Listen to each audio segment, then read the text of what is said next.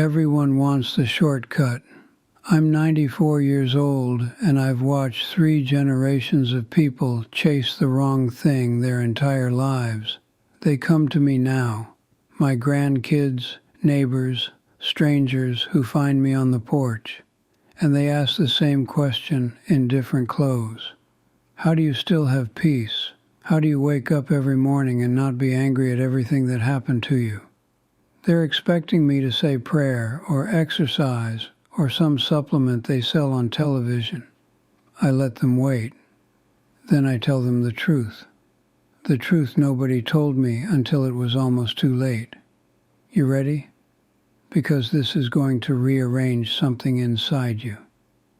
The thing you're running toward is not where happiness lives. It never was. And the sooner you stop running, the sooner you find it. Let me tell you who I am before you decide whether to listen. I wasn't born with anything. I came into this world in 1931 in a sharecropper's shack in rural Mississippi. No electricity, no running water. A dirt floor that my grandmother swept every morning like it was marble. I didn't know we were poor because everyone around us was poor. That's the thing about suffering when it's all you know. It just feels like Tuesday. My father left when I was 7. Not dramatically. Not a fight. Not a scene. He just walked to the store one Saturday morning and never came back. My mother found out later he'd started a new life 3 counties over. A new woman, new children, like we were a draft he'd crumpled up and thrown away. My mother raised 5 of us on laundry work and vegetable gardening. I started working at a lumber yard at age 12. Real work, stacking boards in Mississippi heat until my palms cracked and bled.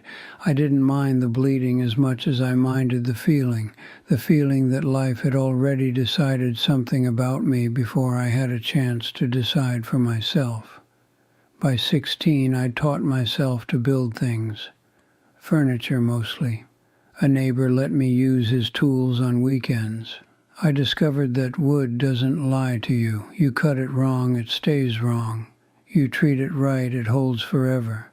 There was something honest about that I'd never found anywhere else. I built my first business at 23, a carpentry shop in Birmingham. Took everything I had, which wasn't much, and every favor I could call in, which was even less. It worked. Slowly, then beautifully. Then, at 41, a business partner I trusted like a brother stole everything. Bank account emptied, contracts rerouted, signature forged. I found out on a Wednesday. By Friday, I had nothing but a workshop full of tools and a family who needed to eat. I'm not telling you this for sympathy. I'm telling you this so you understand. I have earned every single word I'm about to say. Here's the first thing I wish someone had told me. What breaks you is not the event. It's the story you tell yourself about the event. After the theft, I told myself a story. I told myself I was a fool. That men like me, black men from Mississippi with no formal education, we weren't meant to build things that lasted. That the world had confirmed what I'd feared since I was 7 years old, watching my father walk away. I wasn't worth staying for. I wasn't worth protecting. That story nearly killed me, not dramatically, quietly, the way rot works on wood you can't see, from the inside out. I drank for 2 years, not falling down drunk, functioning drunk. The kind nobody notices until the damage is already done. My oldest son, Marcus, he was 14, came to the workshop one evening. I was supposed to be building. I wasn't building anything. He stood in the doorway and looked at me the way a child looks at something they don't have words for yet, something they're filing away to understand when they're older. I saw myself through his eyes in that moment, and I put the bottle down. Not forever, not perfectly, but I put it down that night, and I started asking a different question. Not why did this happen to me, but what am I going to build next? Same hands, different story. That's the whole lesson. You don't get to choose what happens. You get to choose what you tell yourself about what happened, and that story becomes your life. The second thing took me longer to learn. Too long. You cannot outwork a wound you've never looked at. I became obsessed with success after the theft. Rebuilt the business in 4 years, bigger this time, better clients, more money than I'd ever seen. I worked 16-hour days. I told myself it was ambition. It wasn't ambition. It was terror. I was running so fast I couldn't hear the thing chasing me, which was grief. Real, unprocessed grief. For my father, for my stolen business, for the childhood I never had, for every moment I decided I had to earn my right to exist. My wife, Dolores, God, that woman saw through me like glass. She said one evening, very quietly, "James, you keep building rooms in this house and you won't sit in a single one of them." She was right.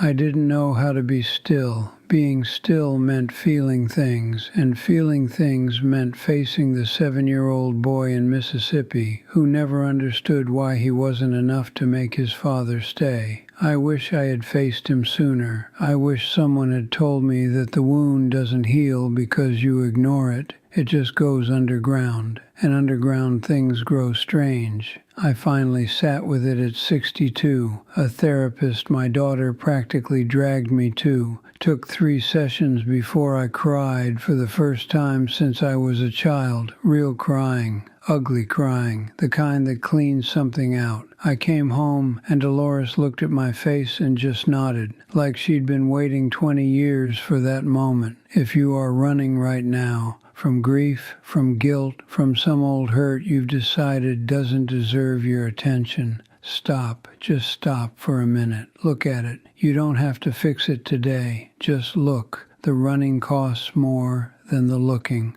The third lesson, this one's going to sting. The people you're trying to impress are not thinking about you. I spent the first 50 years of my life building for an audience that didn't exist.